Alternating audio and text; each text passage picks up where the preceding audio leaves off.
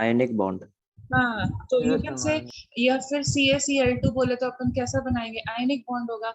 लेकिन जो बेरिलियम और लिथियम होते हैं ना, वो आयनिक नहीं बनाते हैं, their bonds are actually more of covalent bonds.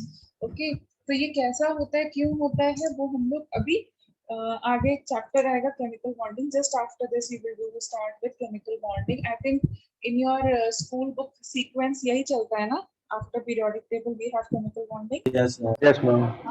once you start chemical bonding then it will be clear to you, क्योंकि कोई भी बॉन्ड ना परफेक्टली आयनिक नहीं होता, कोई भी बॉन्ड परफेक्टली कोवलेंट नहीं होता है।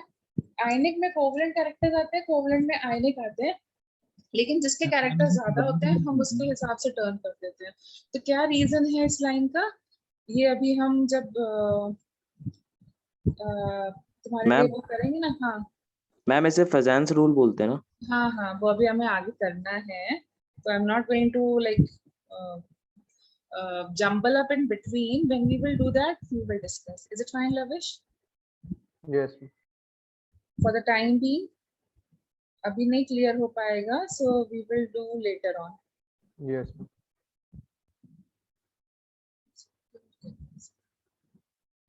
चलो नेक्स्ट करते हैं फिर हम लोग स्टार्ट। तो देखो फिर क्या हुआ, जो मैंने तुम्हें लूथर मेयर कर्व्स तक का जेनेसिस बता दिया था।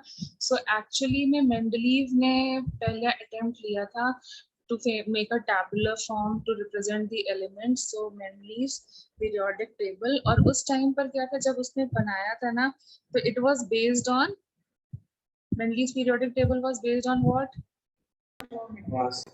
Yes, it was based on atomic weight of the elements.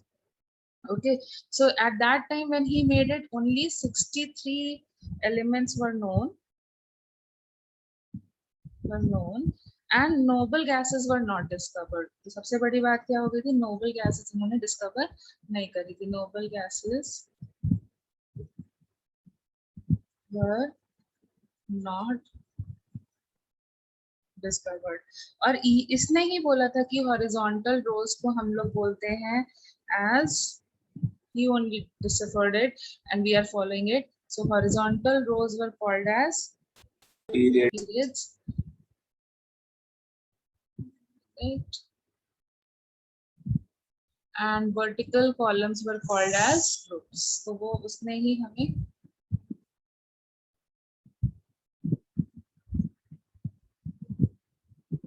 called as,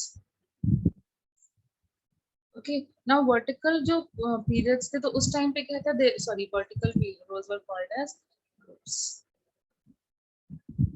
okay, so जब उसने डिस्कवर किया था horizontal, and there were, मतलब उस टाइम पर भी 7 periods थे, till date also there are 7, and there were 8 groups when he discovered, there were 8 groups। so now what he did till group 7, जब तक group 7 था तब तक उसने क्या किया, उनको 2 parts में और डिवाइड किया, into A part and B part। okay, they were further divided into subgroups, A subgroup and B subgroups। तो A subgroup में जो elements थे उनको उसने बोला normal elements, and B subgroup में जो elements थे he called them as transition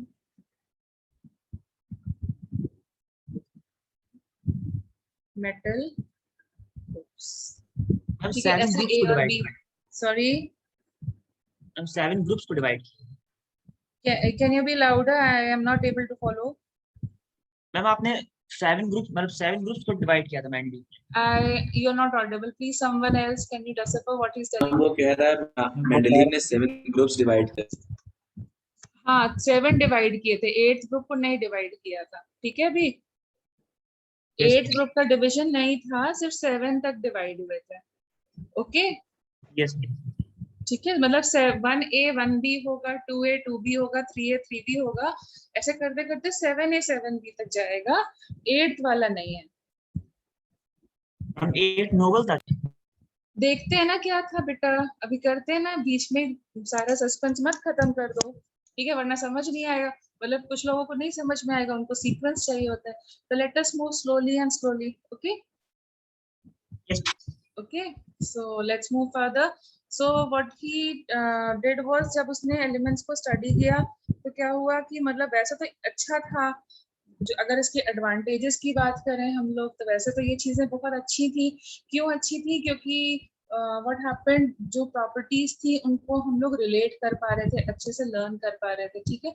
so properties got of the elements got related. दूसरी चीज क्या हुई, नए एलिमेंट्स डिस्कवर कर पा रहे थे। Okay, why we were able to, क्योंकि हमें पता था इसके नीचे कौन सा एलिमेंट आएगा, उसका एटॉमिक नंबर क्या होगा और उसकी क्या प्रॉपर्टीज होंगी। तो production of new elements also happened. Like for example क्या था, एल्यूमिनियम के नीचे कौन आने वाला था वो हमें नहीं पता था, उसने पहले ही बता दिया था इसके नीचे जो आएगा उसको उसने नाम भी दे दिया था एका aluminium, which was later discovered as what? Gallium. Gallium. Similarly, silicon के जो नीचे आने वाला था उसका नाम भी उसने दे दिया था एका silicon, germanium. later discovered as germanium. तो ये न्यू एलिमेंट्स की डिस्कवरी भी कर दी थी। अब गैलियम के नीचे कौन आने वाला था? स्कैंडिनियम, लेकिन एका गैलियम का नाम तो पता नहीं था, ठीक है, और एका एल्यूमिनियम बोल चुके थे, तो इसलिए उसको दे दिया गया नाम एका बोरॉन। ओके, मतलब पहले क्या आता है, पहले बोरॉन है, फिर एल्यूमिनियम है, फिर गैलियम है, ऐसे कर करके है, तो उसका नाम उसने एका बोरॉन कर दिया था and which was later discovered as scandium. Okay, एका boron is scandium. Is it fine? Yes, ma'am. तो पहले से हमें पता था कि यहाँ पर जैसे ये वाले एलिमेंट्स होने चाहिए थे।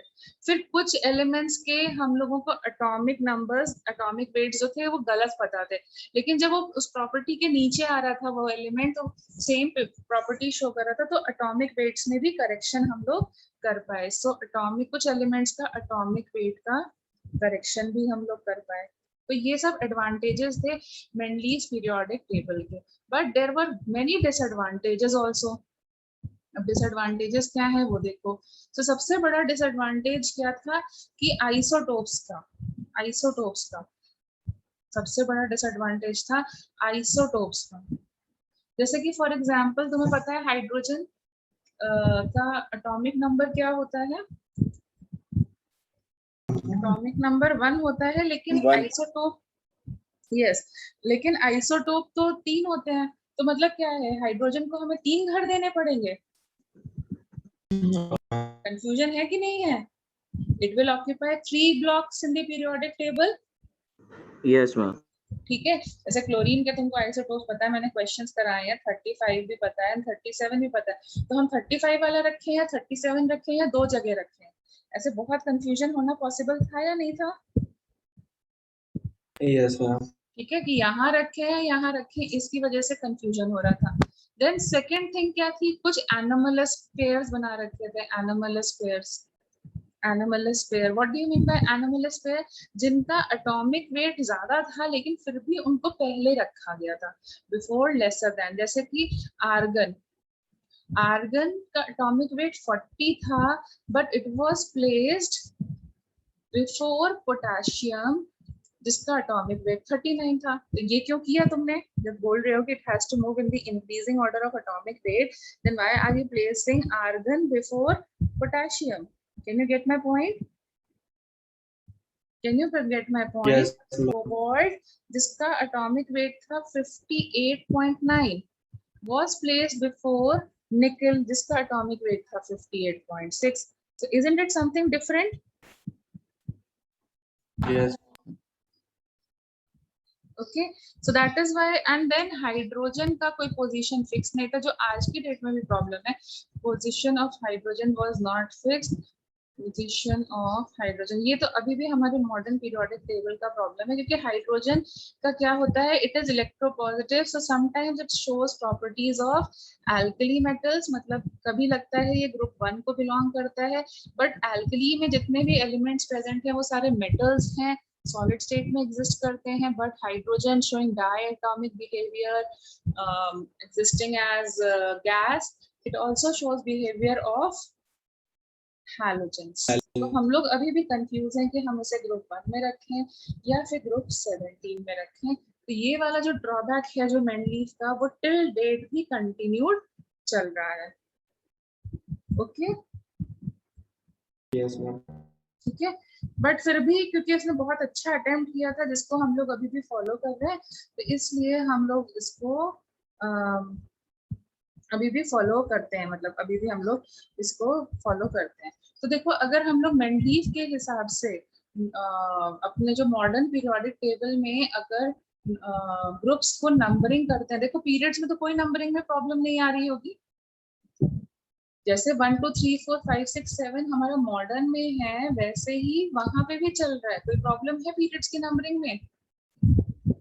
मेंडलीव के में और इसके में कोई प्रॉब्लम नहीं है, ठीक है।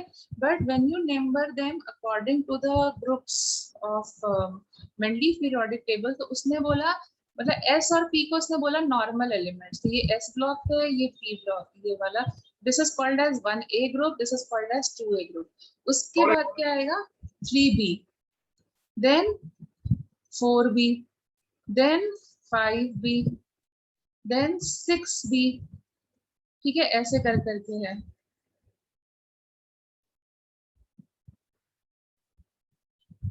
देन 7B, मतलब 3B से स्टार्ट करना है अपने को, ठीक है। Yes, ma'am. एंड देन उसके बाद में 7B के बाद लास्ट वाला जो ग्रुप है जिंक वाला, उसको उसने नेम दिया 2B, और कॉपर वाले ग्रुप को नेम दिया 1B। एंड जो बीच में देखो कितने बचेंगे? 3 बचेंगे। Iron को सो nickel. इन तीनों मतलब आयरन, कोबाल्ट और निकेल, इन तीनों ग्रुप्स को पता नहीं उसने नाम क्यों दे दिया 8, ओनली 8, ठीक है, ओनली 3 को उसने नाम दिया। 3 rows were named as group number 8। तो ये इसी वजह से इसको डिस्कार्ड करके हम 1 2 3 4 5 पे ले आए हैं ग्रुप नंबर, क्योंकि बड़ा कंफ्यूजन है। और फिर यहाँ पे फिर नॉर्मल स्टार्ट हो जाता है 3A 4A 5A 6A and 7A। 8th A is not discovered, reason being क्योंकि उस टाइम तक नोबल गैसेस डिस्कवर नहीं हुई थी, और 8th पीरियड तो उसके लिए होता है ना। Yes, ma'am. Yes, ma'am. तो ये रहा, इस वे में पार्टीशन हमारा है। Can you follow? Can you follow? Yes, ma'am. ठीक है, नहीं अगर ठीक से समझ में आया तो देखो मैं इधर लिख देती हूँ। तो देखो ग्रुप 1 2 3 ये मॉडर्न के हिसाब से है, ठीक है। 4 5 6 7 8 9 10 11 and 12, ठीक है। So according to modern, this and this belongs to which block? 1 and 2 S belongs block to S element. block, and this belongs to what? P block D element. block. This belongs to D block, ठीक है। तो according to Mendeleev, if you follow according to Mendeleev, तो हमें ये क्या बोलना है? This will be called as A or normal elements. This will be called as normal elements. And how will you name the group? So group number 1 becomes 1A, group number 2 becomes 2A in Roman numbers. Then this is group number 3 becomes 3B, 4 becomes 4B, 5B। ये कब तक चलना है? कब तक चलना है? जब 3 से कब तक स्टार्ट करना है? जब तक 7B ना आ जाए। 7B के बाद 8 9 10, 8 9 10 ये तीनों जो ग्रुप्स हैं उनको सिर्फ एक ही नाम दिया गया है। क्या नाम दिया गया है? Group number 8। And then again it will be 1A 1B, sorry my mistake, 1B and then 2B, and he named them as, these are called as, this is called as transition elements. Can you follow now? Yes, ma'am. ठीक है, और उसके बाद में क्या आएगा? कौन सा ग्रुप आएगा? ग्रुप आएगा 13 14 15 16 17, 18th वाला डिस्कवर नहीं हुआ था। 7 + 7 14 और 15, इतने ही तो ग्रुप्स होंगे। Yes, check ma'am. करो, ठीक है। उस 18th ग्रुप उस टाइम पे डिस्कवर नहीं हुआ था क्योंकि नोबल गैसेस मेंडलीव के लिए डिस्कवर नहीं हुई थी, ठीक है। सो अगर हम लोग मॉडर्न के हिसाब से बोले तो this is representing which block? P block element. P block, ठीक है। बट अगर हम लोग इसको मेंडलीव के हिसाब से जाएंगे तो this will be called as what? 3A 4A, 5A, 6A, and 7A, and this will be called as normal elements. Now, did you follow? Yes, ma'am. Normal elements. Excuse me Yes. Ma'am, फिर argon कहाँ place की गई थी? क्या argon फिर कहाँ place की गई थी? बेटा थोड़े दिनों बाद डिस्कवर हो गई थी ना, इसलिए उसके ड्रॉबैक्स में आ रही है। ओके ठीक है, इनिशियल वाला अभी हम कर रहे हैं।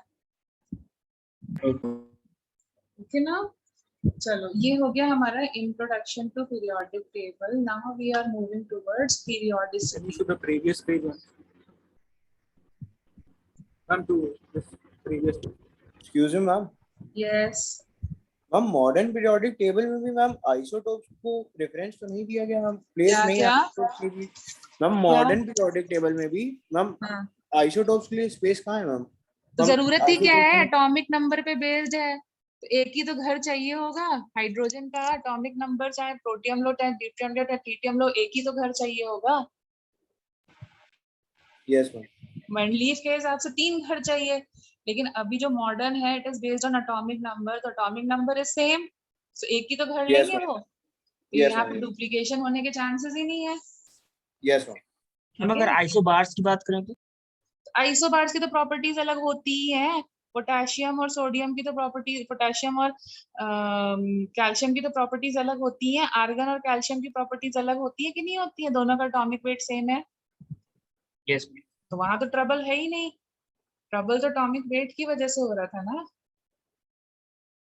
Getting it? Yes Yes, ma'am. Okay, now let us move towards periodicity in periodic table. So what do you mean by periodicity in periodic table? कि जब हम लोग एक particular direction में periodic table में move करते हैं, तो there is a regular change in the properties. Okay, तो उसको हम लोग बोलते हैं periodicity. What is periodicity? Regular change in the properties of along a direction in the periodic table.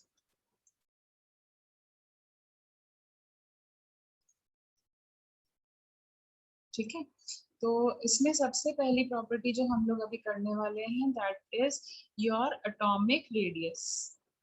क्योंकि अगर ये वाली प्रॉपर्टी और आयनाइजेशन पोटेंशियल, ये दोनों मेन प्रॉपर्टीज हैं, इनको अगर अच्छे से कर लेते हैं तो बाकी प्रॉपर्टीज में कुछ ज्यादा एक्सप्लेनेशन रिक्वायर्ड नहीं होती।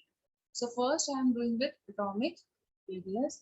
So what do you mean bye atomic radius? अगर मैं डेफिनेशन करूं तो तुम लोग अभी तो पढ़ ही चुके हो। देखो, अब देखो तुम्हें समझ में आ रहा होगा चैप्टर का सीक्वेंस। एनसीईआरटी कोई ऐसा नहीं होता बहुत बेकार बुक होती है, वो हमसे भी बहुत बहुत ज्यादा एक्सपीरियंस बुक, जिन्होंने बहुत एक्सपीरियंस होता है वो लोग लिखते हैं, बहुत अच्छे से डिजाइन करते हैं, and it's a very good book, so don't ignore your school books. They are written by much more efficient people than us, so that's why whenever you talk about na book चाहिए, मैं तुम्हें पता ही होगा, I always promote पहले school book, isn't it? Yes The reason being is it is written by someone who is more experienced and more efficient than me, so I cannot deny कि उसमें कुछ गलत लिखा है या बेकार लिखा है, स्कूल बुक नहीं पढ़नी चाहिए। दूसरा चीज क्या होता है, उसको अगर साइमल्टेनियसली तुम पढ़ लेते हो तो तुम्हारा स्कूल का प्रिपरेशन भी हो ही जाता है, क्योंकि डेफिनेशन एंड ऑल क्वेश्चंस जो हैं ये सब वहीं से, उनके जो न्यूमेरिकल्स भी होते हैं वो स्पेशली डिजाइंड होते हैं। So don't ignore. Nowadays JEE Mains में पिछले 5-7 सालों से तो यही हो रहा है, डायरेक्ट एनसीईआरटी का क्वेश्चन आ रहा है, तो उसको तो बिल्कुल इग्नोर मत करो। और स्पेशली इन जैसे इनऑर्गेनिक केमिस्ट्री आईओसी में तो बिल्कुल इग्नोर मत करो, डायरेक्ट क्वेश्चन वहां से आता है, तो बहुत अच्छे से उसको स्टडी करो। Every line just like lavish was putting lines ना, कि उसने एक स्क्रीनशॉट लिया, पूछा कि इस लाइन का मीनिंग क्या है, तो तुम्हें भी सब उसको पीरियोडिक टेबल, जैसे आईओसी का पहला चैप्टर है, फिर will come to chemical bonding, तो ये चैप्टर्स को बहुत अच्छे से अपनी जो भी स्टैंडर्ड स्कूल बुक चल रही है उससे बहुत अच्छे से स्टडी करो, एक एक लाइन को कोशिश करो अच्छे से स्टडी करने के लिए। It will help you out in JEE Mains and even advance में भी। आईओसी में बहुत ज्यादा स्कोप नहीं डालते हैं बाहर का पूछने का। मतलब देखो, इट्स समथिंग लाइक 100% पेपर तो करके आना नहीं है। तो अगर हम अपनी स्कूल बुक को भी अच्छे से कर लें तो हमारा 80 to 90% पेपर जो होता है जेई का हमारे इसी से ही बेस्ड होता है। एंड अदर थिंग इज उस बहाने हमारी बोर्ड की प्रिपरेशन भी अच्छी हो जाती है। तो जैसे कुछ लोगों का या कुछ पेरेंट्स का मिसकंसेप्शन होता है ना, बच्चों में भी हो जाता है कि अगर हमने आईआईटी की प्रिपरेशन करी तो हमारा बोर्ड सफर हो जाएगा। तो it is a myth. Okay, some like I am like I qualified I am a pass out of 2012 batch और 2012 से लेकर के जब से आई एम टीचिंग है 2012 से भी पहले मतलब 2008-9 तक तो आई वाज स्टार्टिंग आल्सो। सो उस टाइम पर भी मैं अगर बोलूं 2008 से मैं आईआईटी को ट्रैक कर रही हूँ 2012 and now it is so many years. So मैंने कभी कोई ऐसा बच्चा नहीं देखा जिसका 12th क्वालिफाई ना हुआ हो और आईआईटी क्वालिफाई हो। ठीक है, ये सब चीजें थोड़ा सा दिमाग से निकाल दो। अगर तुम आईआईटी की प्रिपरेशन अच्छे से कर रहे हो तो बोर्ड ऑटोमेटिकली प्रिपेयर हो जाएंगे। डोंट यू थिंक सो कि स्कूल में तुम्हें मतलब तुम लोगों ने अभी टेस्ट दिया होगा, स्कूल परफॉर्मेंस में प्रॉब्लम आई? Except No. For the fact कि वहाँ थोड़ा डेफिनेशन लर्न करके जाना पड़ेगा। हम लोग सिर्फ समझा देते हैं लेकिन डेफिनेशन लर्न करके जाना पड़ेगा क्योंकि वहाँ क्वेश्चंस थ्योरेटिकल आएंगे। लेकिन न्यूमेरिकल्स में प्रॉब्लम आई क्या? No. ठीक है, तो इसलिए बिल्कुल उसको ऐसे मत सोचो कि मुझे दो ट्रैक्स पे पैरेलल चलना पड़ेगा। School is something different and this is different. Only the problem arises is कि हम थोड़ा स्लो चलते हैं क्योंकि हम काफी कुछ चीजें बताने की कोशिश करते हैं और वो लोग थोड़ा फास्ट चलते हैं बस। और हमारे लिए मैटर करता है कि हर एक बच्चे की अंडरस्टैंडिंग, हर एक डाउट को कैटर करना वहां पर उतना नहीं होता है शायद। And you don't dare to ask sometimes to your school teachers. So that is one of the reasons we are quite slow, they are quite fast, but चीजें वही हैं। तो बिल्कुल ये चीजें दिमाग से लगा दो कि दो पैरेलल चीजें करनी है, बिल्कुल सेम चीजें करनी है। ऐसे ही फिजिक्स में जब मॉडर्न फिजिक्स आएगा ना तो वहाँ पे सेमीकंडक्टर्स, लॉजिक गेट, इस टाइप के चैप्टर्स होंगे। तो वहाँ पर भी फिर तुम्हें अच्छे से एनसीईआरटी बुक पढ़नी है। That will serve your purpose. 3-4 question तो ऐसे ही सॉल्व हो जाएंगे। मैथ्स में भी स्टैटिस्टिक्स करके है, बिल्कुल एनसीईआरटी या स्कूल बुक बेस्ड होता है। ठीक है, तो यहाँ पर इसका इम्पोर्टेंस बहुत ज्यादा है, बुक बहुत अच्छे से स्टडी करनी है। Am I clear with that point? Yes. And why I made all this discussion is, now see, पहले उन्होंने हमें बेसिक कॉन्सेप्ट पढ़ाए, भाई पढ़ाना जरूरी था क्योंकि मैथ्स और केमिस्ट्री को रिलेट करना था। फिर सेकंड थिंग उन्होंने एटॉमिक स्ट्रक्चर डाला। अब देखो एटॉमिक रेडियस अगर हम पढ़ लेंगे तो बाकी पीरियोडिसिटी की प्रॉपर्टीज हमें याद हो जाएंगी। तो देखो एटॉमिक रेडियस तभी समझ में आएगा जब बोर्ड्स थोड़ी थोड़ी समझ में आएगी कि नहीं। See everything is related in the chapters. See isn't it related? See, okay, and that is the reason जिन्होंने नया ज्वाइन किया था और उन्होंने बोला था कि हमारा मोल कॉन्सेप्ट छूट गया, तो मैंने उनको यही बोला था ना कि टेंशन मतलब आगे के चैप्टर्स अच्छे से करना। तुम लोगों को प्रॉब्लम हो रही है अगर मोल कॉन्सेप्ट नहीं भी किया है तो, अपार्ट फ्रॉम ठीक है टेस्ट वगैरह में जो प्रॉब्लम आ रहा होगा, but over here are you facing any problem? New joinees, अच्छा तुम्हारे वाले बैच में कंपैरेटिवली कम न्यू ज्वाइनीज थे। ठीक है, तो देखो रिलेटेड है सब चीजें। Okay, so now see, now you can define yourself what is atomic radius. What is atomic radius? हमने तो इतना सारा कुछ Distance पढ़ between लिया। the nucleus and the valence shell. Yes, distance between the center of the nucleus, center of the nucleus and the valence। अब तुम्हें valence shell तो मैंने बता दिया है ना। Valence shell means what shell? The outermost shell of an atom is called as the atomic radius. Considering we are taking the atom to be spherical in shape, so that is why we are saying it is atomic radius. Can you follow till here? Can you follow till here? Yes, ma'am. Yes, ma'am. So now see, क्या होता है अब, क्योंकि एक atom को मतलब जैसे क्या होता है, अगर मैंने तुमसे बोला चलो इस बॉल का रेडियस निकाल के आओ, तुम क्या करोगे, एक बॉल पकड़ोगे, उसको वर्नियर कैलिपर पे लगाओगे और उसका रेडियस निकाल करके मुझे आराम से दे दोगे। लेकिन एटम को सेपरेट करना है, don't you think it is impossible? they are very small species, so separation of an atom, isn't it impossible? या बहुत difficult Yes, task ma'am. होने वाला है। तो ऐसे cases में क्या करते हैं वो लोग, because it becomes very difficult to take out an atom and then measure its radius, तो वो लोग क्या करते हैं, depending upon कि वो atom कैसे exist कर रहा है, ठीक है, the bonding कैसे exist कर रहा है, उसके basis पे the atomic radius are classified in 3 ways. Classification of atomic radius, ठीक है, types of atomic radius. So they are classified into 3 ways. Now what are these 3 ways? One is called as covalent radius. Covalent radius. So what are covalent radius? जैसे कि जो molecules के form में exist करते हैं, जो elements molecules के form में exist करते हैं, लेकिन homoatomic molecules. Can you understand what do you mean by homoatomic molecule? Yes, hydrogen. Can you give me examples? Oxygen, nitrogen, जैसे chlorine. O2 हो गया, मतलब मॉलिक्यूल के फॉर्म में एग्जिस्ट करते हैं लेकिन खुद से ही बनाते हैं। तो O2 हो गया, N2 हो गया, क्लोरीन हो गया, फ्लोरीन हो गया, ब्रोमीन हो गया, जिनके लिए मैंने तुम्हें मोल कॉन्सेप्ट के टाइम पे भी बोला था कि अगर हाइड्रोजन लिखा है तो तुम H2 लिखोगे। Can you follow? Because H can not exist independently. Can you follow this? Yes. ठीक है, तो Yes, ये मॉलिक्यूल्स कैसे बनते हैं? यस, मैम इसमें रेडियस किसके न्यूक्लियस से देखेंगे? Please be louder. मैम किसके न्यूक्लियस से देखेंगे? मतलब अभी बता रही हूँ ना बेटा, मैंने तो शुरुआत ही करी है पहले, अब तो मैंने यही बताया कि क्या होते हैं, किसमें हम कोवेलेंट रेडियस निकालते हैं। अब आगे बताने दो, फिर अगर तुम्हारा डाउट अनआंसर्ड रह जाता तो मुझे बताना, ठीक है? Okay, okay, yes ma'am.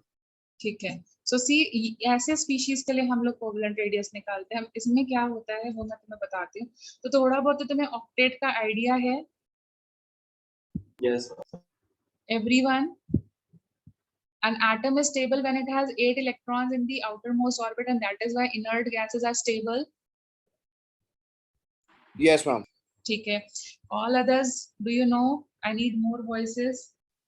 Yes, ma'am. Yes, ma'am. ठीक है। Yes, So ma'am. now what happens is atoms क्या करते हैं, अपने आप को वो 8 की कैटेगरी में लाने के लिए बहुत तरीके अपनाते हैं। एक तरीका ये होता है गिव एंड टेक, जिसको हम आयनिक बॉन्ड बोलते हैं। मेरे पास एक्स्ट्रा है तो तुम ले लो, तुम्हारे पास कमी है तो मैं ले लेता हूँ। तो एक जो देता है वो केटायन बन जाता है और जो लेता है वो एनायन बन जाता है, and they get attached due to high electrostatic forces.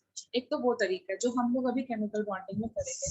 दूसरा तरीका क्या है, देखो, एक कोई भी एटम जो है 3 से ज्यादा इलेक्ट्रॉन्स नहीं दे सकता है। मतलब ऐसा थोड़ी ना अपने घर में भूखा रह करके दूसरे को वो करेगा। तो कोई भी एटम 3 से ज्यादा इलेक्ट्रॉन्स परमानेंटली नहीं देता है। ऐसे एटम्स क्या करते हैं जिनके पास 3 से ज्यादा आउटर मोस्ट में इलेक्ट्रॉन्स होते हैं, जैसे देखो oxygen, nitrogen, chlorine, fluorine, bromine, इन सब में चेक करोगे तो there are more than 3 electrons in their outer most orbit. Check it, check it. Yes. ठीक है। सो ऐसे लोग क्या करते हैं, ना ये ले सकते हैं ना दे सकते हैं, क्योंकि इनके पास मतलब 3 से ज्यादा देना पॉसिबल नहीं है ना लेना पॉसिबल है। तो ये करते हैं mutual sharing of electrons. They undergo mutual sharing. मतलब जैसे एक बुक फिजिक्स की तुम खरीद लो, एक केमिस्ट्री की मैं खरीद लेता हूँ, और जब हमें जरूरत होगी हम एक दूसरे को हेल्प कर देंगे। तो म्यूचुअल शेयरिंग मतलब एक तुम लाओ एक मैं लाऊं। जैसे ऑक्सीजन है, तो ऑक्सीजन के आउटर मोस्ट में कितने इलेक्ट्रॉन्स होते हैं? 6, isn't it? Yes, ma'am. और उसको चाहिए कितने स्टेबल होने के लिए? 8। कितने इलेक्ट्रॉन्स की कमी है? 2 की कमी है। तो वो क्या कहता है, अच्छा ऐसा करते हैं 2 तुम मुझे दे दो और मैं तुमको दे रहा हूँ तो आप तुम मुझे वापस कर दो। isn't it mutual sharing? isn't it mutual sharing? ठीक है। सो ऐसा जो म्यूचुअल शेयरिंग कॉम्बिनेशन होता है इसी को हम बोलते हैं covalent bond. That means O2 molecule is made due to the presence of covalent bonding. Can you follow this? A bonding मतलब friendship made by mutual sharing. अच्छी फ्रेंडशिप होगी ना, एक बुक तुम लेके आओ एक बुक मैं लेके आऊं। अब वही चीज है, अगर तुम अंबानी से फ्रेंडशिप कर लोगे तो क्या होगा, वही तुम्हें देता रहेगा, तुम तो उसको कुछ रिटर्न में दे नहीं पाओगे। कभी ना कभी तो प्रॉब्लम आएगी कि I am only the giver and he is the only taker, so you won't be having a good friendship. Friendship तो तभी अच्छी होती है ना जब दोनों म्यूचुअल हो। मतलब तुम्हारे क्लास के फ्रेंड्स के साथ में तुम्हारी फ्रेंडशिप क्यों अच्छी है, क्योंकि म्यूचुअल है। तुम्हें कुछ समझ नहीं आता तो वो समझा देते हैं, उसको नहीं समझ में आता तुम समझा देते हो। लेकिन कोई एक ऐसा हो जो सिर्फ समझाता ही रहे और कोई सिर्फ समझता ही रहे, तो एक टाइम के बाद में जो समझा रहा है इसको लगेगा ना मेरा टाइम वेस्ट हो रहा है। Will it be a good friendship?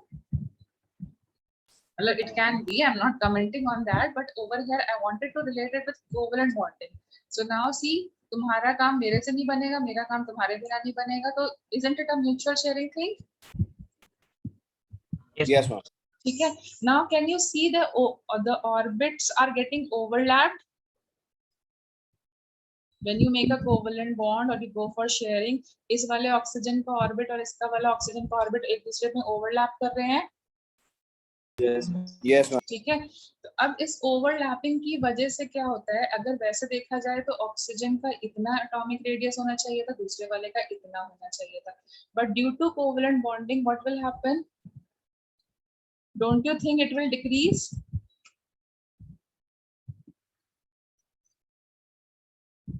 Isn't it? Sorry, ma'am. Overlapping होगी ऑर्बिट्स में, तो उसकी वजह से तुम्हें नहीं लगता कि उनके बीच का जो ऑर्बिट है वो डिक्रीज कर गया है? Yes, sir. देखो, अगर ये ऐसे कनेक्ट, वैसे आइडियली इनको कैसे कनेक्ट होना चाहिए था कि तुम मेरे बगल में इधर आकर के बैठ जाओ, ठीक है।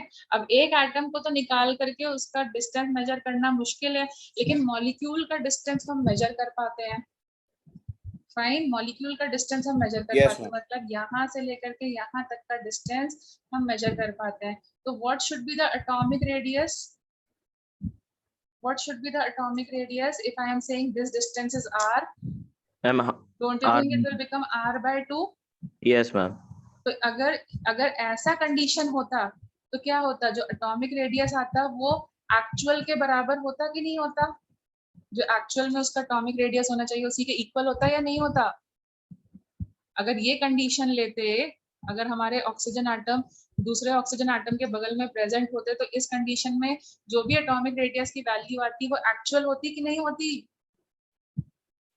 Yes, ma'am.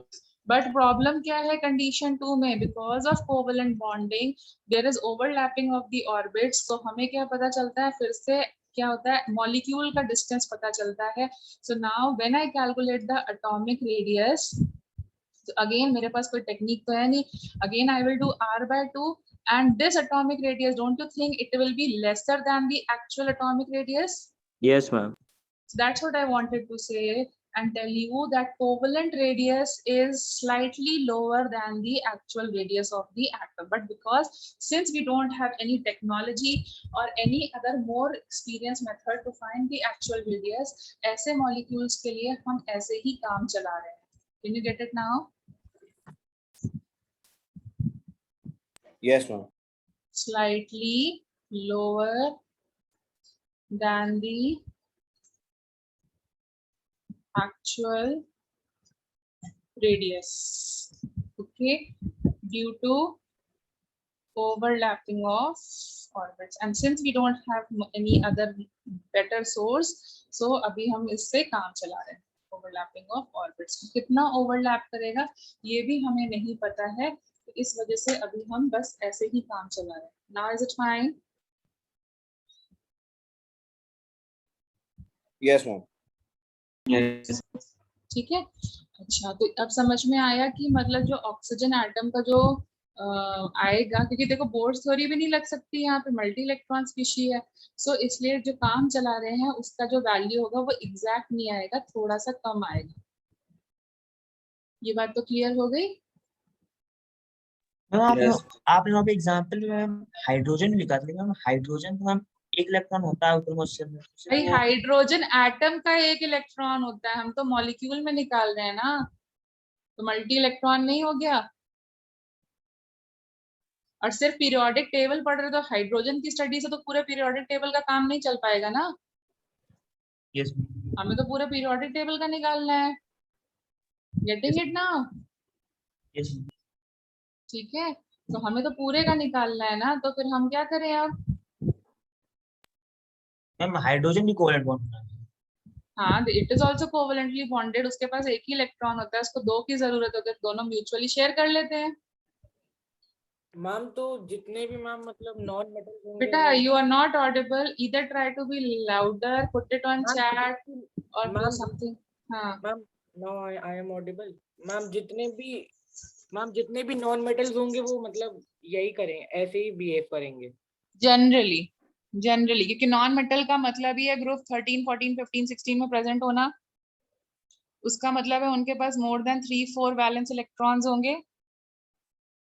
बोलो। Yes ma'am yes. They can not make ions.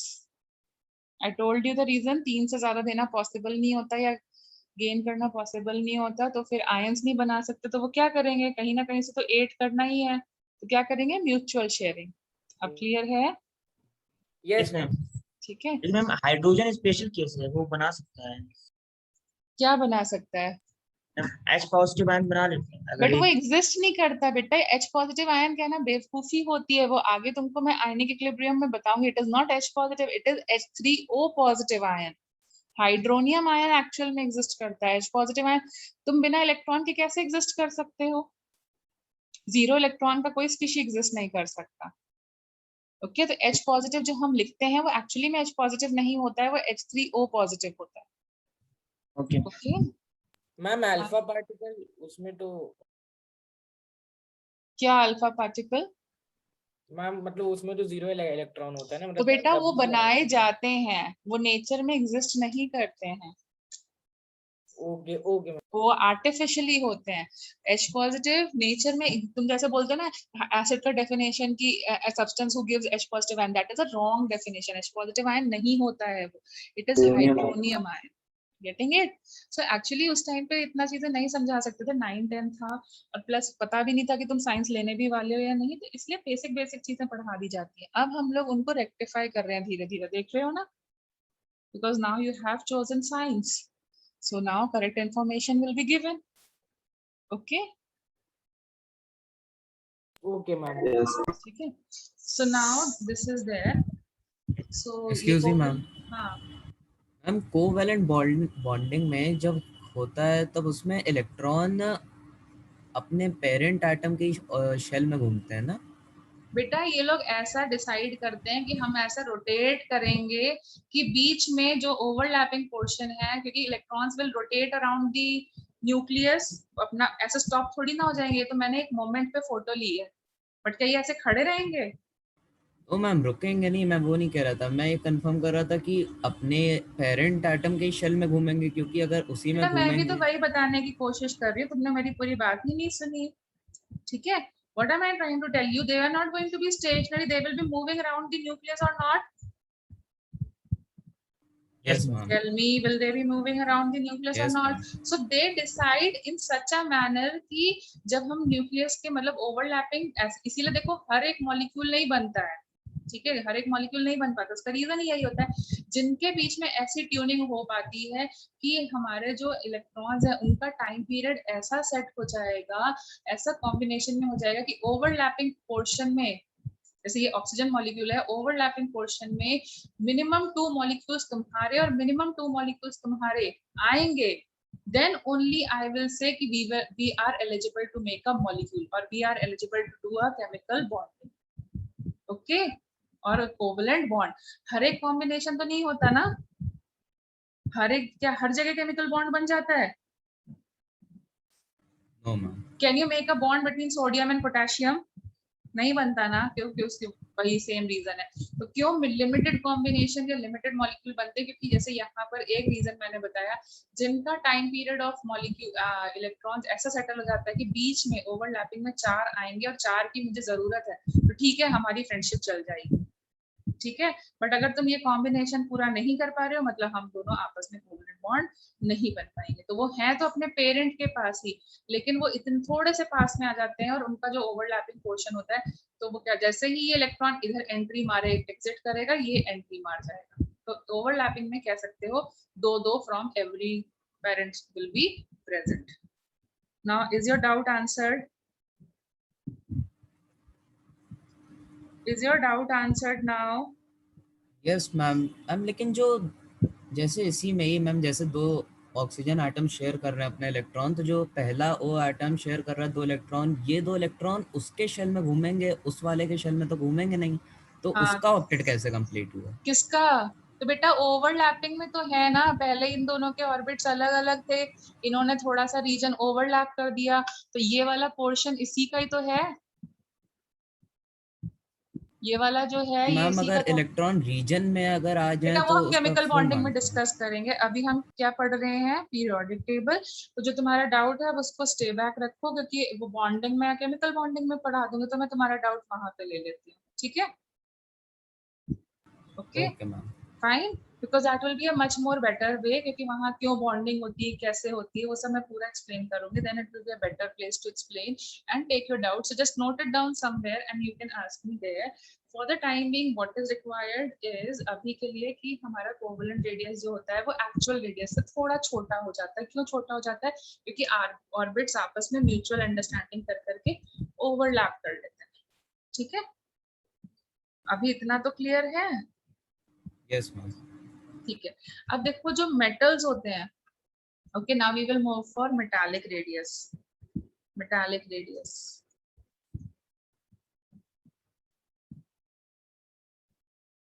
Okay तो मेटालिक रेडियस क्या होता है? जैसे हमारे जो मेटल्स होते हैं वो कैसे प्लेस्ड होते हैं? They are placed together by a metal bonding, metallic bonding. जैसे हमारा सोडियम हो गया, पोटेशियम हो गया, रुबिडियम हो गया, आयरन हो गया, कोबाल्ट हो गया, गोल्ड हो गया, सिल्वर हो गया, तो वो कैसे प्लेस्ड होते हैं? जैसे ये सोडियम एटम है तो उसके बगल में दूसरा सोडियम एटम है, फिर तीसरा सोडियम एटम है, फिर चौथा सोडियम एटम है। So they are placed like this, okay? So now because they are placed like this, so tell me over here, how will you find the atomic radius if the distance between the two nuclei are?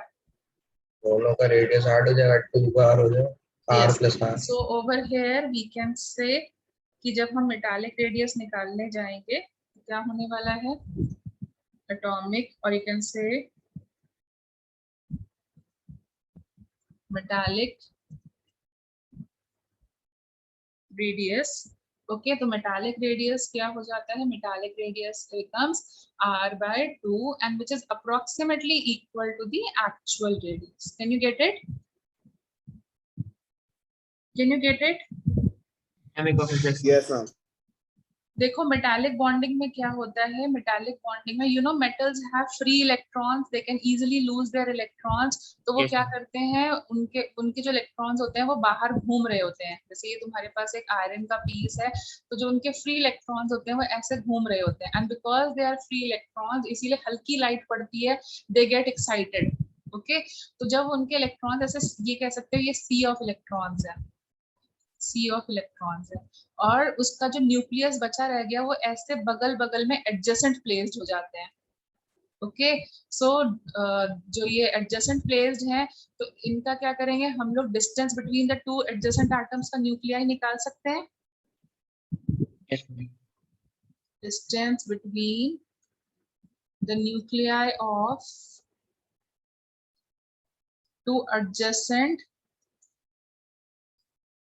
Atoms, और हमें तो एक atom का चाहिए, तो हम क्या करेंगे? r/2 कर दें, Yes. एक्चुअल आ जाएगा। Excuse me, ma'am. Yes, ma'am आपने साइन प्लस क्यों लगाया है? अरे भाई इलेक्ट्रॉन निकल जाएंगे तो पॉजिटिव चार्ज नहीं बचेगा एटम के ऊपर। एटम का ओके मैम, समझ गया। जैसे आयरन है तो जैसे ये Yes, आयरन ma'am, समझ पीस गया। था तो Fe+3 बचा रह जाएगा यहाँ पे सब, और जो 3 इलेक्ट्रॉन्स है वो मतलब छोड़ के नहीं जा रहे हैं मेटल को, बस ऐसे घूम रहे हैं इधर तक, ठीक है? Yes, ma'am. So this is called as metallic bonding, okay? They show which type of bonding. This is another special type of bonding, different from covalent bonding or not? Isn't it a different type of bonding where the, you can say the positive charge ions are present in sea of electrons? Yes, ma'am. That's why we are giving it a new name, metallic radius. Now is it fine? Yes, ma'am. Shall we move further? Yes, ma'am. ठीक है, अब बताओ कौन सा बड़ा होगा? Metallic radius बड़ा होगा या फिर तुम्हारा ये Metallic रेडियस बड़ा होगा? कोवेलेंट रेडियस बड़ा होगा। Metallic. Metallic radius बड़ा होगा। Yes, Shall I move further? Excuse me Yes. Ma'am, Yes. Ma'am mercury का रेडियस कैसे कैलकुलेट करेंगे? उसमें तो लूजली पैक्ड होंगे एटम, उसमें तो क्या, उसमें लूजली पैक्ड होंगे एटम क्योंकि वो तो ये भी लिक्विड। तो क्लोजली पैक्ड है, all metals have closely packed ma'am thing. Loosely, हाँ उसमें वो लिक्विड है ना, तो उसमें तो थोड़ा लूजली पैक्ड होंगे। भाई, वो है तो मेटल ही ना, मेटालिक बॉन्डिंग की वजह से है।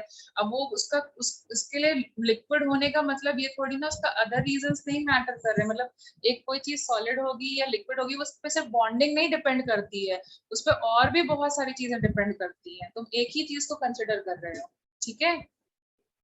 और या फिर ये कह लो कि अभी तक हमारे लिए ये सबसे बेस्ट टेक्निक है to find the radius, so that's why we are studying. और या फिर ऐसे समझ लो, हमारे सिलेबस में वो ऐसे ही मान के चल रहे हैं कि जो मोनोटॉमिक स्पीशीज हैं, जो अकेले एग्जिस्ट करती हैं इन नेचर, उनके लिए हमें मेटालिक बॉन्डिंग लेनी है, और जो डायटॉमिक या पॉलीएटॉमिक स्पीशीज है उनके लिए अपने को कोवलेंट बॉन्डिंग लेनी है। अब समझ गए? क्योंकि ओके उतनी मैम, केमिस्ट्री तो मुझे भी नहीं आती ना सिलेबस के बाहर वाली। Is it fine? Okay ma'am, मैंने भी तो बीटेक ही किया है ना, तो मेरे को भी नहीं आता, तो जितना सिलेबस का है उतना मैं तुम्हें बता सकती हूँ। Okay, so now according to our syllabus, और उसी से क्वेश्चन जाने अपने, ठीक है। तो हम क्यों पढ़े एमएससी बीएससी वाली चीजें, क्या है क्या नहीं है, तो हमारा तो सिलेबस यही है। तो उसके हिसाब से यही है कि अगर वो डायटॉमिक है, पॉलीएटॉमिक है, तो हमें कौन सा लेना है, कौन सा रेडियस लेना है? Covalent. Metallic. Yes. And uh, if it is ये मोनोटॉमिक स्पीशीज जैसे मेटल्स एग्जिस्ट करते हैं, वो क्या होगा? Metallic radius. Yes. Now can you follow till here? तो मरकरी कौन सी कैटेगरी में आएगा बेटा? That is a good doubt. I appreciate your doubt. Okay, but because there are many things involved, अगर मैं वो सब चीजें लेके बैठ गई तो हमारा periodic table as in syllabus बहुत पीछे रह जाएगा और हमें बहुत कुछ आगे आगे का पढ़ना पड़ेगा। तो धीरे धीरे you will get your doubt cleared when you will study thermodynamics, you will study equilibrium, वो चीजें clear हो जाएंगी। Okay, but give us time for that to reach. अभी के लिए हमारे लिए इतना है। तो मरकरी बताओ मुझे किस कैटेगरी में मैं डालूं? Metals. यस, सो इसलिए हम लोग इसमें लाते हैं, ठीक है ना। अभी वो हमसे सोच ही नहीं रहे हैं कि हमें सॉलिड लिक्विड और गैस वाली कंस्ट्रेंट लगाने हैं। ओके फाइन, चलो एक लास्ट चीज विच एग्जिस्ट मोनोटॉमिकली बट वो डिफरेंट हो जाती है, वो क्या है?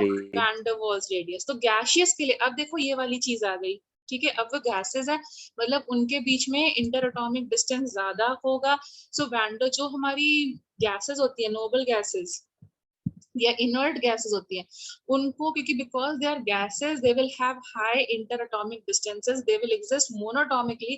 तो ना हम उसमें मेटालिक लगा सकते हैं क्योंकि मेटालिक में तो वो क्लोजली पैक हो जाता है और वो सॉलिड्स होते हैं, स्ट्रॉन्ग सॉलिड्स होते हैं, और ना हम उस पर कोवलेंट लगा सकते हैं। तो इसलिए हमें नया रेडियस डिस्कवर करना पड़ा, that is van der Waals radius. तो नोबल गैसेस में जैसे helium, neon, argon, xenon, krypton, इन सब के लिए हम लोग वैन डर वाल्स रेडियस पढ़ते हैं। तो although they exist monatomically, but do you think they will be closely packed just like metals? Do No, you ma'am, think they will loosely be packed. closely packed because they are gases? What will happen? Will they be closely packed like metals? No, ma'am. No, they will have certain distance between them. Okay, they will have a gap between them. There will be a gap because वही चीज है ना जो अभी उसने mercury के लिए बोली, तो वही चीज यहाँ पर, बट मरकरी के कंपैरिजन में यहाँ गैप कंपैरेटिवली ज्यादा होगा। Okay Yes.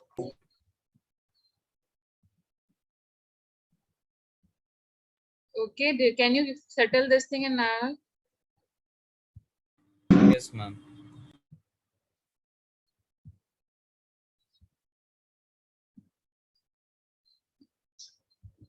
Okay, So now see over here, because of this again हमारे पास constraint क्या है, हम क्या निकाल सकते हैं, r, the distance between the two nuclei. So again when I will find the atomic radius for, और इसको हम क्या बोलेंगे, because we are using van der Waals forces, so this will be called as van der Waals radius. So when you will find the van der Waals radius for this will become what, r/2. r/2 हो जाएगा. That means what? Will this value be greater than the actual radius, or it will be equal to or lesser than? greater than actual. So अगर हमसे पूछा जाए कि कौन सा radius बड़ा होता है, तो I will say van der Waals radius सबसे बड़ा होता है. Yes. Yes. फिर कौन सा बड़ा होता है, क्योंकि गैप आ जाता है because they are gases. Then metallic. And then who is the lowest radius? Covalent. You follow all the three types of radius. Yes. Yes, ma'am. ठीक है ना अभी? Yes. Okay. Now let us move कि Ma'am, R actual will be greater than r/2. sorry, Ma'am, in this case, R actual will be greater than r/2. r/2 will be greater ना बेटा. देखो r actual तो इतना है ना. Yes, ma'am. हाँ, तो r/2 करोगे तो ज्यादा वैल्यू आएगी कि नहीं Yes, आएगी? ma'am. Yes, ma'am. Yes. ठीक है. Now is it fine? Yes, ma'am. Yes. Okay, good. Now let us move to the types of radius. समझ में आ गए? Yes, ma'am. ठीक है. So उसके बाद में हम लोग मूव करते हैं आगे. तो आगे जब हम मूव करते हैं तो क्या होता है, what are the factors on which the radius depends? So factors on which atomic radius depends. ठीक है. So किस पे डिपेंड करेगा बताओ जरा. नंबर ऑफ वैलेंस शेल्स पे डिपेंड करेगा या नहीं? एक एटम के Yes, पास कम वैलेंस शेल्स हैं, एक के पास ज्यादा है, तो won't it depend on number of valence shell? Tell me. Yes, ma'am. ठीक है. So if number of valence shell, or you can say the value of n, so इस पे directly proportional होगा या inversely proportional होगा? Directly. Directly. मतलब n की value ज्यादा आएगी तो atomic radius ज्यादा होगा कि नहीं? We have done this in Yes. atomic structure already. Can you relate to this? Yes. Rn is equal to kn square. देखो n की वैल्यू ज्यादा तो रेडियस ज्यादा होगा या नहीं? Yes, ma'am. Yes, ma'am. ठीक है. You have already done it in atomic structure. Now tell me, अगर supposing कभी हम, क्योंकि हमें तो हर वैरायटी को पढ़ना है, so tell me yourself, if supposing if value of n is same, if supposing value of n is same, ठीक है, मतलब सेम ऑर्बिट के लिए बात कर रहे हैं, तो उस टाइम पे रेडियस किस पे डिपेंड करेगा? Nuclear pull. किस पे डिपेंड करेगा? एटॉमिक नंबर पे. देखो अगर n, देखो दो वेरिएबल्स थे, एक n और एक z. ठीक है.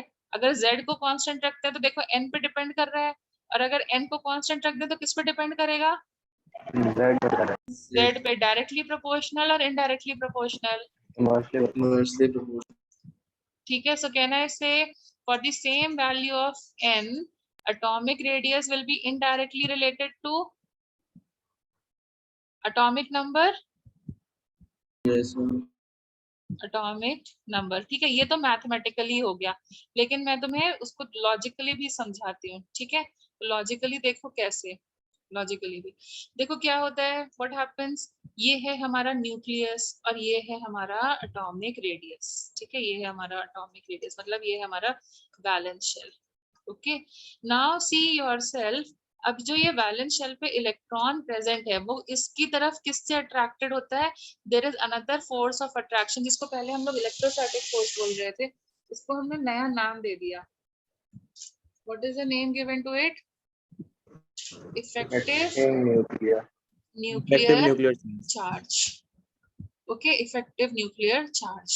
Okay so now what do you mean by, और ये तो हम तुमको बहुत यूज करना है, मतलब अगर तुम अपने स्कूल के बोर्ड में ये लिख के आते हो कि the force by which electron is attracted by the nucleus, तो टीचर शायद मार्क्स नहीं देगी, लेकिन अगर उसी चीज को कम वर्ड्स में इफेक्टिव न्यूक्लियर चार्ज लिख दोगे ना, टीचर मार्क्स दे देगी, ठीक है। क्योंकि जब सब्जेक्टिव कॉपीज चेक करने की बात आती है ना, that is become so boring कि कई बार ना टीचर्स या समथिंग क्या होता है कि वो सिर्फ they due to human mind वो ऐसा ट्रेन हो जाता है कि they search for the keywords only. So effective nuclear charge is one of the keyword which a teacher searches in an subjective exam.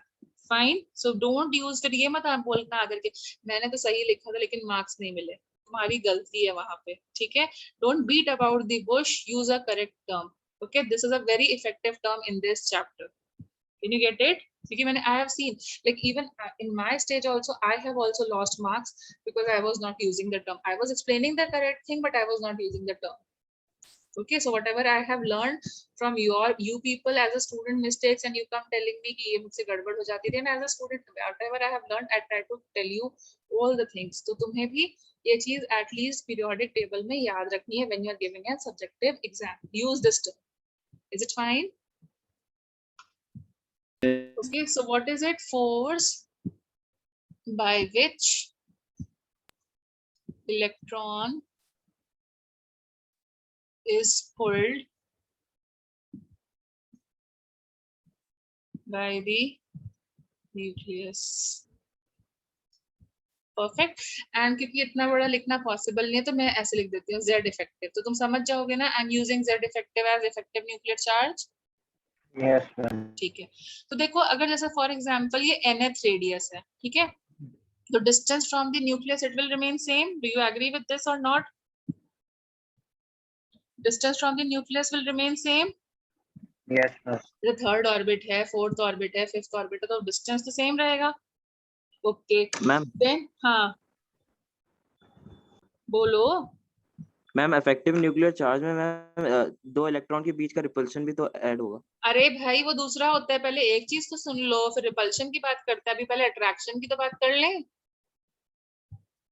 आगे आगे क्यों भाग रहे हो? मेरे को पता है तुमने पढ़ रखा है कई बुक्स में, लेकिन वो मैं तुम्हें इसलिए बोलती हूँ पढ़ने के लिए कि तुम यहाँ पे चीजें अच्छे से फॉलो कर लो, rather than इसके लिए नहीं कि तुम आगे उसको लगा दो, ठीक है. तो मेरे को पता है कौन सी चीज आगे बतानी है, तो just wait for a few second, I will tell you about that also. Okay, now I am discussing only one Yes. Factor. अभी मैंने सारे फैक्टर्स को क्लब नहीं करना है, कराया है. मैं एक एक को पहले अच्छे से एक्सप्लेन कर दूं तभी तो मैं क्लब करना सिखाऊंगी. ओके, प्लस माइनस आता नहीं है तो फिर मतलब HC अपॉन लैम्डा के क्वेश्चन कैसे सॉल्व करवा दूंगी? पहले प्लस माइनस सिखाना पड़ेगा ना, फिर तो HC upon lambda division multiplication ये सब करवा पाएंगे, ठीक है ना. तो Yes, इसलिए ma'am. अभी भी स्टेप वाइज मूव कर रहे हैं, तो अभी हम बस प्लस माइनस ही सीख रहे हैं. where were we? Okay, so this is an attractive force. Can you follow this thing? Everyone, can you follow this thing? Yes, I ma'am. may be a bit slow for you people, for some of you, but because it's an heterogeneous batch and we have to consider everyone sitting here, so some of you might be feeling a bit slow, but ठीक है क्योंकि सबको consider करके चलना है, तो इसलिए थोड़ा सा ये दिक्कत रहेगा. Maybe 12th onwards when you will get shuffled or something, it will be better. तो अभी तो ये थोड़ा सा बेयर करना पड़ेगा. ओके, सो ये है थोड़ा सा यहाँ पर हमारे पास इस वे में force by which. Now tell me yourself as atomic number will increase. तो ये देखो ऐसे समझो कि अंदर का जो मैग्नेट है, अगर एटॉमिक नंबर इंक्रीज करेगा तो फर्क किस पे आएगा? नंबर ऑफ प्रोटॉन्स पे आएगा कि नहीं आएगा? Yes, ma'am. They will also increase. अब नंबर ऑफ प्रोटॉन्स अगर इंक्रीज कर रहे हैं तो अंदर से मिलने वाला इफेक्टिव न्यूक्लियर चार्ज या इलेक्ट्रोस्टैटिक फोर्स बढ़ेगा या नहीं बढ़ेगा? Yes. बढ़ेगा. और इलेक्ट्रॉन इतने ही डिस्टेंस से प्रेजेंट है, मतलब समझो ऐसे कि तुमने पहले यहाँ वीक मैग्नेट लगाया था और इतने ही डिस्टेंस पे एक मैग्नेट रखा था, तो उसको स्ट्रॉन्ग, इसको पहले वीक फोर्स ऑफ अट्रैक्शन मिल रहा है. अब धीरे धीरे तुम इसको जो अंदर का मैग्नेट है उसको स्ट्रॉन्ग करते जाओगे, तो क्या अंदर इस वाले इलेक्ट्रॉन को स्ट्रॉन्ग फोर्स ऑफ अट्रैक्शन मिलेगा कि नहीं? Yes. Electron gets a strong force of attraction. और ठीक है, strong force of attraction. And due to the strong force of attraction, don't you think जो इलेक्ट्रॉन है वो थोड़ा सा पास में आ जाएगा?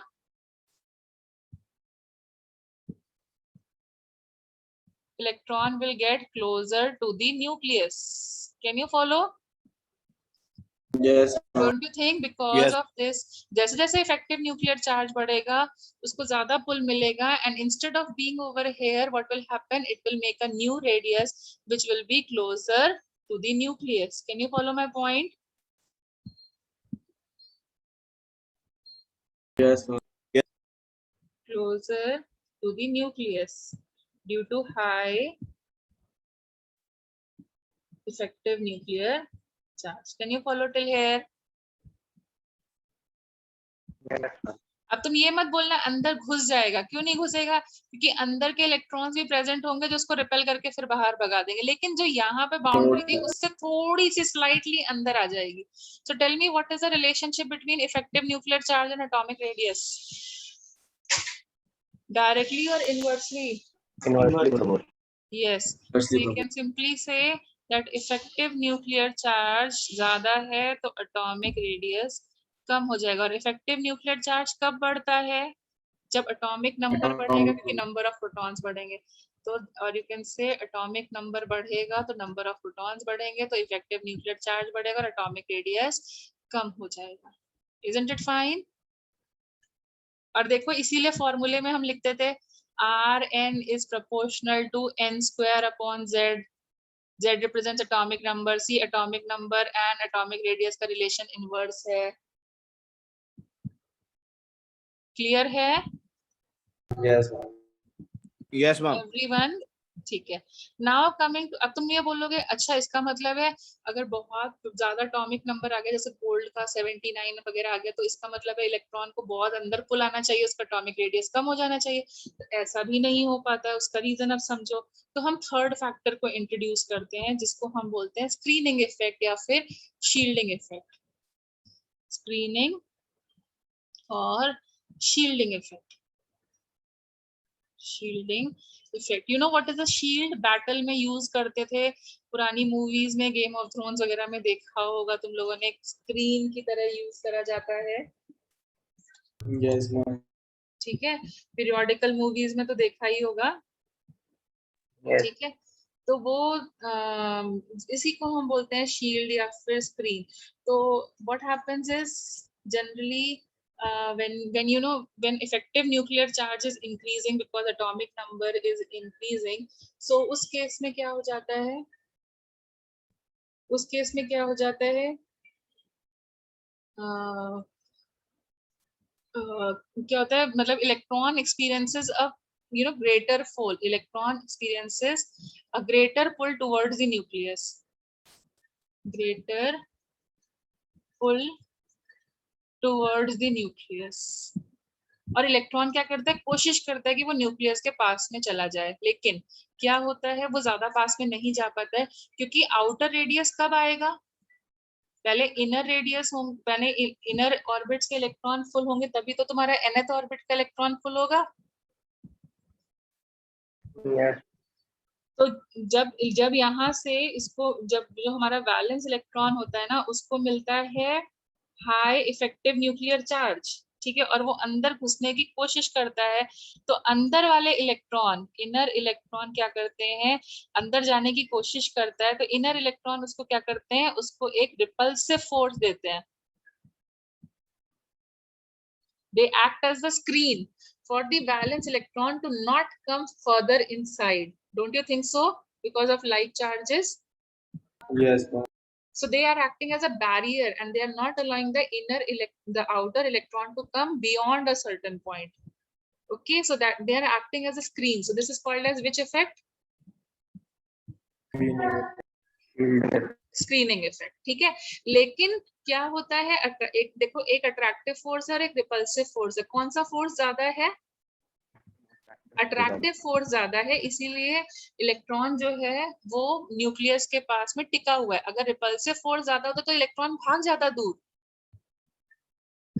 ओके, तो एक स्क्रीन की तरह एक्ट कर रहे हैं कि नहीं? Can you people get it?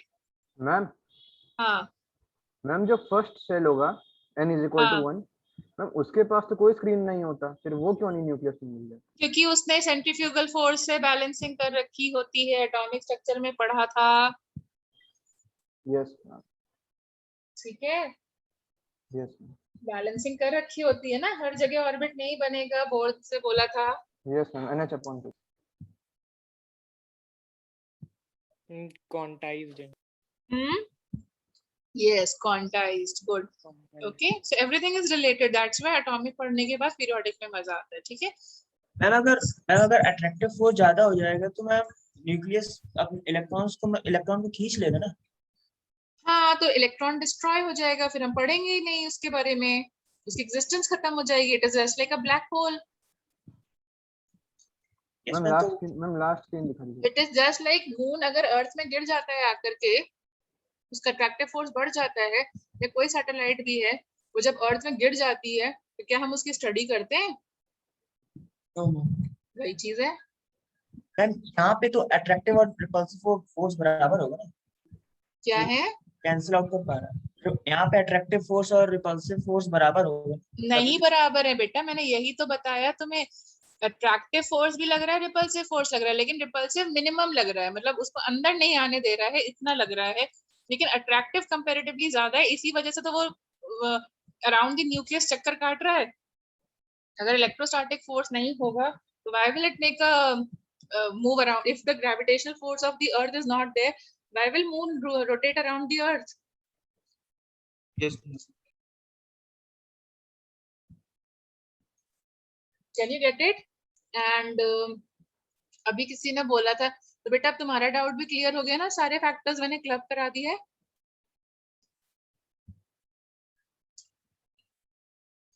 अभी किसी ने शुरू में इंट्रोड्यूस किया था ना स्क्रीनिंग इफेक्ट के बारे में। I think I did not notice the name. Okay, fine. So let's move further. So see what happens when due to high effective nuclear charge, electron gets closer, but simultaneously experiences repulsive force। ये कौन सा electron के बारे में बात हो रही थी हमारी? वैलेंस इलेक्ट्रॉन के। But simultaneously experiences a repulsive force from the penultimate electrons. So hence they act as the penultimate electrons, they act as a barrier or screen. ठीक है, तो इसी वजह से क्या होता है, इफेक्टिव न्यूक्लियर चार्ज बढ़ने से एटॉमिक रेडियस कम होता है, बट बहुत स्लाइटली कम हो रहा होता है। Can you get my point? बहुत ज्यादा कम नहीं कर पाता। जैसे अगर फॉर एग्जांपल 9 A0 होना चाहिए था, तो अगर इफेक्टिव न्यूक्लियर चार्ज बढ़ेगा तो वो 0.89 A0 हो जाएगा बस, या 0.86 A0 हो जाएगा। इसका मतलब ये नहीं है कि 3 A0 हो जाएगा। Okay, because the penultimate electron will start repelling. Ma'am penultimate electrons को इफेक्ट पड़ता है क्या? जब पेनल्टीमेट इलेक्ट्रॉन्स जो होते हैं, हाँ, जब Z इफेक्टिव मतलब बढ़ जाता है तो उनसे कोई असर पड़ता है? ऑब्वियसली फर्क पड़ता है, बट उसके भी पेनल्टीमेट उनको पुश करते हैं, और उसके ऊपर जितना फर्क पड़ना चाहिए था वो पहले ही पड़ चुका है ना, तभी तो ये ऑर्बिट आया है। हम एटॉमिक रेडियस पढ़ रहे हैं ना, तो हम किससे कंसिडर करेंगे अपना atomic radius? From the valence one और द पेनल्टीमेट वन। वैलेंस। इसलिए हमारा सारा फोकस उसके ऊपर ज्यादा है। यस, ठीक है। Okay, so there will be a slight change in the radius, not too much change. Okay, slight change, not very much change. Okay, अब क्या होता है, जो मतलब रिपल्शन होता है या स्क्रीनिंग इफेक्ट होता है, वो सबशेल पे भी डिपेंड करता है कि कौन सा इलेक्ट्रॉन रिपेल कर रहा है। तो जो शील्डिंग इफेक्ट होता है वो एस सबशेल का सबसे ज्यादा होता है। शील्डिंग इफेक्ट एस इलेक्ट्रॉन्स का सबसे ज्यादा होता है, फिर पी का होता है, और डी का होता है, फिर एफ का होता है। या फिर ऐसे कह सकते हो डी और एफ का जो शील्डिंग इफेक्ट होता है वो नेग्लेजिबल होता है, उनके आने से उनके रिपल्शन से कोई फर्क हमें ज्यादा नहीं पड़ता।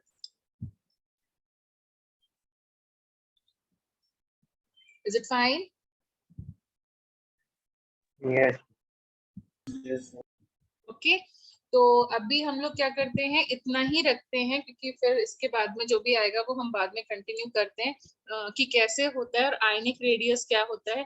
तो अब नेक्स्ट क्लास में ट्रेंड्स इन पीरियोडिक टेबल, मतलब कैसे कैसे इंक्रीज करेगा या डिक्रीज करेगा, और आयनिक रेडियस क्या होता है उसके बारे में हम लोग स्टडी करेंगे। तो तुम चाहो तो उन्हें स्टडी कर सकते हो, और मैथमेटिकली भी इफेक्टिव न्यूक्लियर चार्ज कैसे निकाला जाता है, that also I will tell you, but that I will do it in next class. Ma'am हाँ मैम आप कोवेलेंट रेडियस की पहले वाली स्लाइड्स दिखा सकते हैं, क्योंकि उस टाइम क्या? मेरा वाईफाई सही से नहीं चल। कोवेलेंट रेडियस के पहले वाली स्लाइड, क्योंकि उस टाइम वाईफाई। ये रही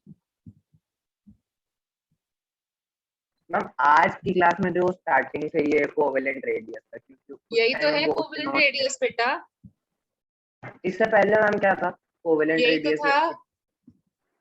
अच्छा और कुछ नहीं था मैम? नहीं, I don't suppose so. Yes ma'am, इसकी नेक्स्ट वाली स्लाइड और लगा दीजिए। हम इसके पहले मेंडीज पीरियोडिक टेबल में पढ़ा रही हूँ आप।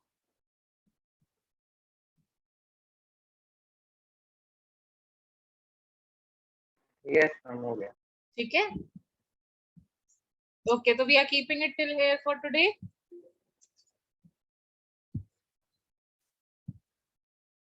Thank you ma'am. Thank you everyone. Thank you ma'am. Thank you ma'am. Thank you, ma'am. Thank you ma'am.